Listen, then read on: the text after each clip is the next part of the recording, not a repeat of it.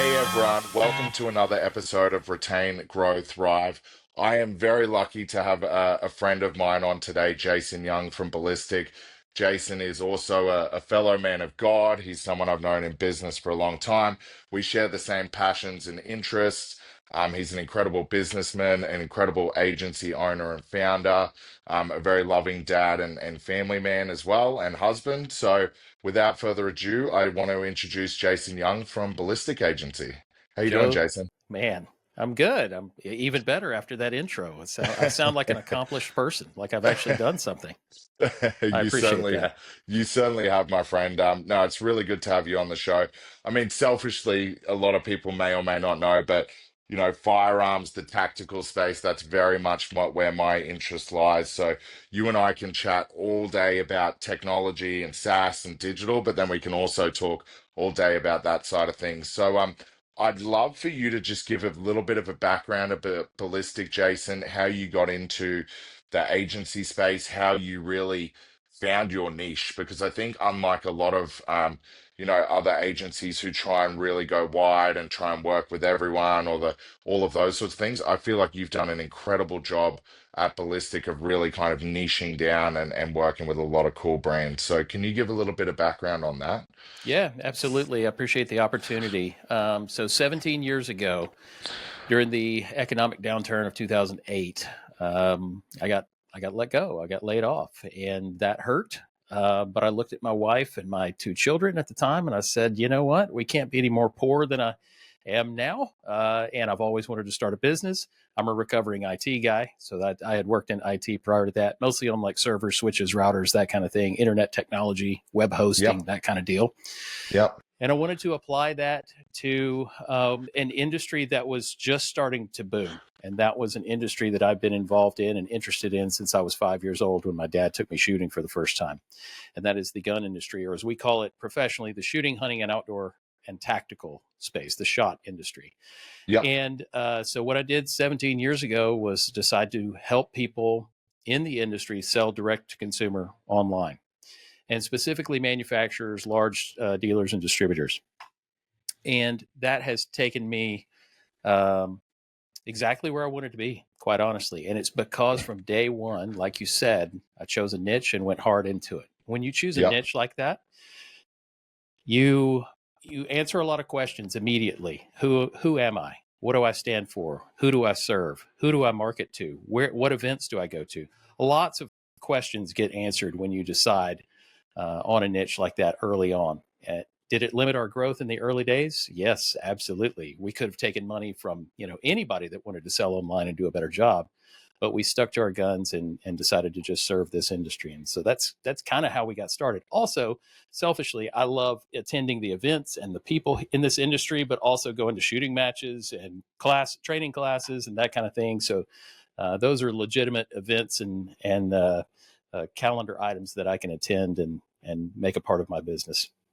Yeah, absolutely. And I think you touched on some really, really cool points there. So like, I know I know this space a little bit from my side of it, probably more of a consumer in this space more than other verticals and everything that I speak to. And I think the thing that I, want to give you credit for and give you your flowers for is I think every site and every journey and customer journey that I've been on with one of your customers or one of the merchants that you work with, the experience is so much more elevated than a lot of the shot industry. There is still a lot of unfortunately, and I'm sure they'll get around to working with you soon, but there's still a lot of brands that are quite well established in a traditional sense that haven't gotten the digital component right in that shot kind of industry and area. And I think, your passion for this space, your niche for this space, you picked the right niche, you love it, and you've excelled in it. And I really love that. And I think one thing I want to, kind of caveat to the user base here is um, the fact that, a lot of people, when they think I'm going to niche, I'm going to limit myself. But you hit the nail on the head there, Jason, with you answer a lot of questions. You answer a lot of the unknown by saying, this is my target market. This is what I stand for. these are the events I go to, these are the people I need to, surround myself with. And I think that's so empowering and so awesome. And now you've built a business where I'm sure it doesn't feel like work. Would I be correct in saying that? I mean, yes, overall, there are days when I'm actually doing a lot of work and I'm like, wait, why am I doing this again? I should be going to more events and shooting more. But yeah, you're exactly right. I wake up thinking about this industry.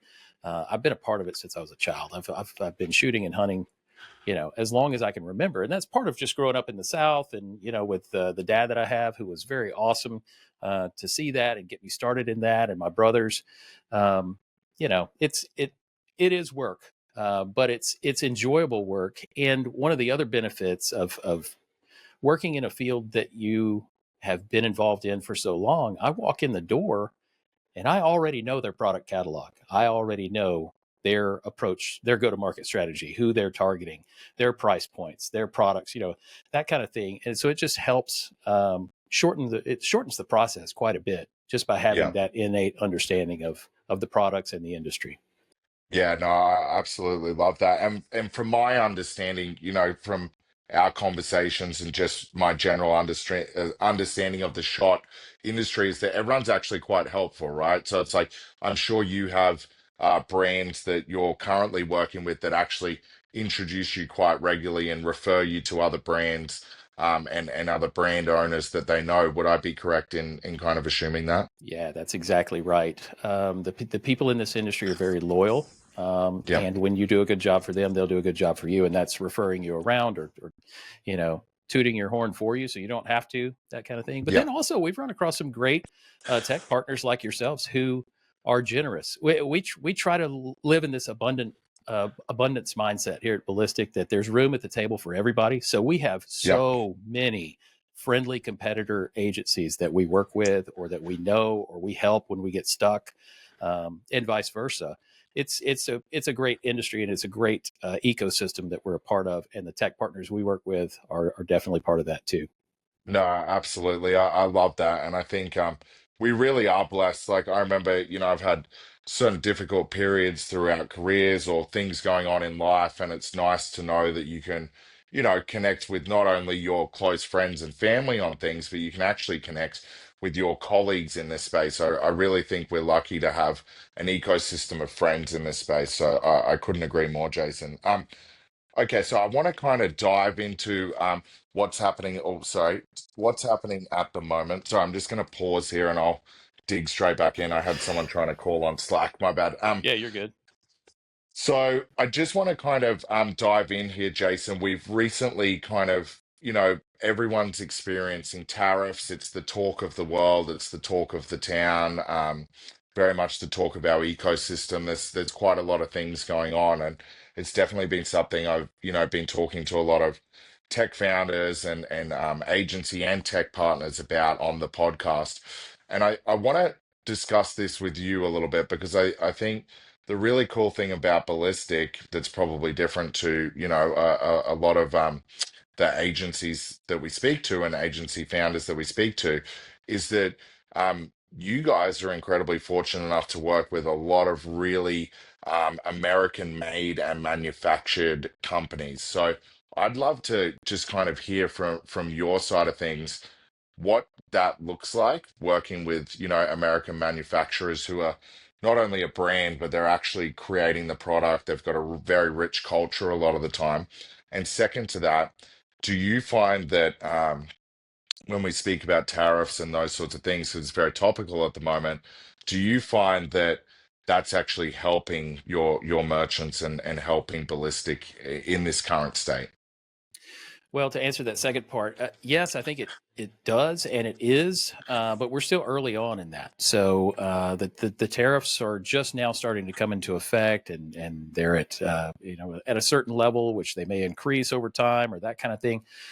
We may see more of that helping our industry and our American-made products and the manufacturers that are building here. But part of what makes our industry great is that it is constitutionally protected.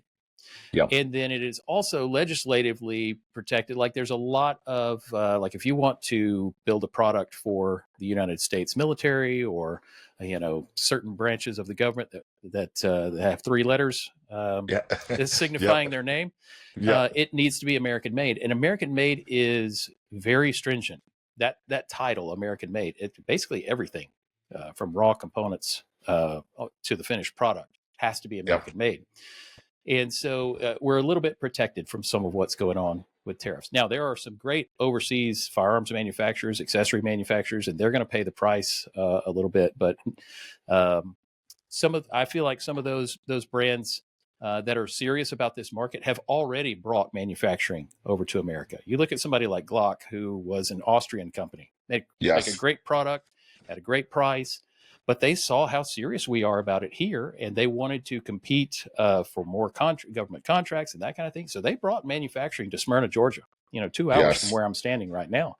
And Yep. that has been a boon for that industry, for that part of Georgia. And other manufacturers are doing the same kind of thing. So, where I really feel for companies are the ones that are just being, just destroyed by tariffs right now, because some of them were exploiting cheap labor and they're paying the price. Yep. But some of them are actual companies doing a good job with a good product. And man, I really feel for those guys. So we're blessed in this industry to be a little bit, firewalled from some of the tariff talk. Yeah, yeah, no, that certainly makes a lot of sense. And I'm a big proponent for um homegrown manufacturing anyway. Like so my stepfather used to be in the plastic injection molding space and owned a tooling room and everything in Australia. And Australia, unfortunately, went through when there was the economic crisis and everything like that, there was a lot of manufacturing that was shipped over to China and places like that. And I think when you see that firsthand, that impact of a lot of that manufacturing being pushed to overseas, I think this resurgence that we're having with this big focus and encouragement around American manufacturing is exciting. I I truly do, agree. and I Yeah. wish it was something that Australia kind of followed suit in, if I'm honest. Yeah. Joe, I don't know how old you are, but I'm old enough to remember when all of the manufacturing left America in the 90s Mm, with mm, NAFTA, the North American Free Trade Agreement, and then whatever it was that came after that, they renamed it. But I mean, we saw every small town in America had some sort of mill or manufacturing plant or something. They were making towels or sheets or whatever it was. They shut down almost overnight, and some of mm. these communities collapsed during that. A lot Yes. of them did actually. In where I'm standing right now, there are 2 abandoned mills within a mile from here that made Wow. two different things, and that Yes. all happened in the 90s. Yeah. And so it was great for you know profits, and it was great for building, having cheap products on the market and more affordable things, but also it gutted manufacturing in America. So I definitely have a soft spot in my heart for bringing more manufacturing back to America. Absolutely, absolutely. And I think in the long term, it's all going to head back towards that, which is incredibly exciting. And innovation is born from that, right? Like that's the other thing is there's new American innovation around creating products, better ways to create products, better ways to distribute products. It helps everything we do in the ecosystem. So I think it's a very beneficial thing and an exciting thing. And I think we're on the edge of something really cool on that front. Um, Jason, tell me a little bit more. I know that you're platform agnostic. I know that you do a lot of work with various platforms and huge partnerships with the likes of big commerce and all of those sorts of things over the years. Lots of recognition and awards for that.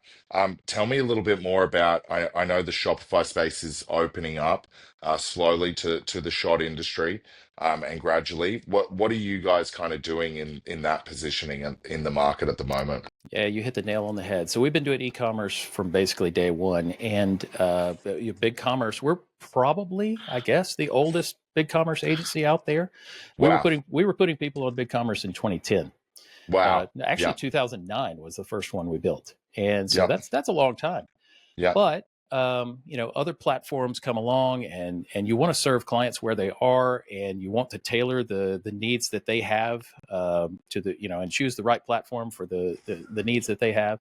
And so over time, we have become more platform agnostic. So we typically work with three different platforms: BigCommerce, Shopware, and Shopify. And Shopify is new for us. Last year, I was contacted by Shopify. They've got some great folks working there. Obviously, we probably know a lot of those people. Yep. But they said, hey, we wanted to talk to you guys. We see you as a leader in the space, in the gun industry, and we have rolled back our acceptable use policy to include more products from your industry, which was very exciting for us because Shopify is the de facto standard in e-commerce. And Yep. so we have just completed our Shopify Plus certification. We've gotten our devs, trained up on Shopify. So we're just now getting to where we're having some meaningful conversations on bringing people over to Shopify. Some in our industry weren't interested, because they were excluded. But a significant number, about 50%, said, yeah, we want to talk to Shopify. Absolutely. So we're just now really getting rolling in the Yep. Shopify ecosystem. But it's exciting times and opens up the door for a lot of opportunity. Yeah, absolutely. I mean, I know how talented your team is, and I know how talented the devs are. So I'm sure it wasn't too much of a learning curve for them on getting skilled up and everything. But that's just so exciting to hear because, you know, you really are the pioneers in this space. And I think it's going to be amazing to see how Shopify, develops around that. I think there's going to be a whole bunch of new app players in the space that cater specifically to the shot industry to feed into that ecosystem. So it's just exciting and exciting for everyone. I think that's really interesting. Um, Cool. So I've touched on a couple of things. I always like to do this with guests because I know how much we all travel. We bump into each other at all sorts of events all over the place. And so I always ask, and you travel a lot specifically for the shot industry, like SHOT Show and everything. So you're traveling a lot. So I'd love to get your input, Jason. I always ask guests this. Um, what is one thing you can't say a person to? I have to caveat that with everyone because almost everyone has someone that they want to say. But what's something that you can't travel without or you can't live without? So whether you're on the road, whether you're at home, whether it can be an item, it can be a book, it can be anything that you like. Well, I would normally say just one thing, but I've got a new thing as well. So I'll show you two things. One, Okay. the Bible. I'm gonna Yes. I'm gonna travel with that no matter where Yep. no matter Yep. where I go. It's either on my Kindle or my phone, or an actual physical copy like this. And that is, if you're I feel like self-care is an ethical issue, and part of your spiritual growth is part of your self-care. If you're not, and the reason I say self-care is an ethical issue, if you're not working on yourself, if you're not showing up as your best self, you're shortchanging the people that you're working with or doing business with. And so I try to be the best person that I can be. And the Bible definitely is full of wisdom and redemption that I definitely need on a regular basis. The other thing would be little packs of a little nicotine when I need a little Oh yeah. boost. It's I don't smoke or anything like that, but I have Yeah. found that just a little boost really sharpens your mind for a bit, and just helps me get a lot more done. So those are the two things that are on me pretty much all the time. I love that. I love that. I do a little bit of arts and craft for my own self-care and I create a lot of like Cordura covers and stuff for Bibles. So I'll have to send you one of those. Oh, I I do didn't know mini that. ones, I do medium ones, I do large ones. Yeah. So it's kind of like a thing like since I've gotten right back into the church over the last sort of 18 months, came back to God and sort of refound my faith and rekindled my faith as part of something I've done with my wife, which has been an incredible That's awesome. journey for me. Really helped me with like a lot of personal changes that I felt I needed to make as well. And particularly I'm over 6 months now without any alcohol or anything like that, and I think the Lord was really able to help me with that. But part of that process is I was talking to a lot of my veteran friends, a lot of ex-operators, all of that sort of thing. And a lot of them are kind of going through that journey as part of their exits into, the back into, going from, I mean, you and I could talk about this for hours, but coming from such areas of conflict and everything like that, and unfortunately, a lot of stuff around TBI and PTSD and everything like that, but meeting a lot of veterans through the church community and through the range and everything like that. So I've kind of just started doing it as like a little small token gift that I can give to people. I do private training at the range I'm at, Secure America Now. And the first one I gave to him was that, and I created some for myself, and I've been giving them to family. So I'll send you one as well because I've I got would three love different that. sizes, tons of different things. So just let me know what your favorite camo pattern is. I'm not sure if it's M81 or multicam or black multicam, but just let me know, and I'll Okay. get one to you. Will do. That's awesome. I'm Yeah. very appreciative of that, and I'm very proud of you. I've seen the transformation over the last 18 months, and I'm very impressed with the work that the Lord's doing in your life and the amount of effort that you put into that. So, if I can do a quick shameless plug for something that's probably near and dear to both of our hearts, if you're familiar with Warrior's Heart Foundation, Yes. they do tremendous work helping. Former military special operations guys, especially supporting their family, but then also helping them with TBIs or substance abuse, that kind of thing. And they're in Texas, not too far from where you are. Yes. Yeah. But they do a great job, and we support them as an agency as well. Amazing, amazing. I'll be sure to put the link in the show notes and everything for that, Jason. Absolutely. And lastly, there is no shameless plugs on here. The reason we have our valid partners and friends on here is to be able to talk about what they do. I think you've really articulated that incredibly well, and certainly helps having a niche and being the best in that niche. So I was going to ask too, Jason, is there, if anyone is in the shot space who's watching this, which I'm sure we have some customers in that space.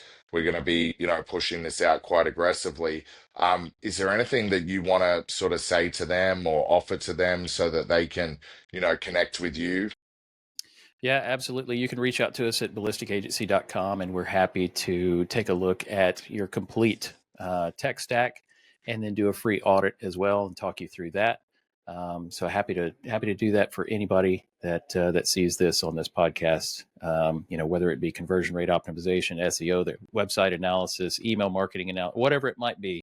If we have expertise in that area, happy to take a look at it and do a free consult related to that. Amazing. Thank you so much, Jason. And is LinkedIn another good place people can connect with you Yeah. and everything? Yeah. Yeah, I don't do a whole lot of social media, but I do LinkedIn, and I post pretty regularly on there. So if you want to get a feel for who I am as a person and the kind of things that I do and write about, yeah, LinkedIn is definitely where you can find me. Awesome, awesome. Well, Jason, I feel like you and I can chat forever. We always end up chatting forever when we do, but we try and keep these at 30 minutes. But I will make sure that everything that you mentioned will be in the show notes. I'm really, really grateful for having you on. Like, you're an amazing person that I look up to as a mentor, particularly. It's nice to have, other men of faith that I'm friends with and people that I respect in this industry. So, first of all, thank you very much for your friendship. Thank you for your partnership. Thank you for coming on today. And we'll definitely do a part two of this. And I really look forward to catching up in person soon, my friend. Yeah, same here. I appreciate the opportunity to come on here today, and as well, I appreciate the friendship. Awesome. Thank you so much, everyone, for tuning in to another episode of Retain, Grow, Thrive. Joe Fox, I'm the president over at Growave. Please, please, please check out the links below. Jason is fantastic, as is his entire team over at Ballistic.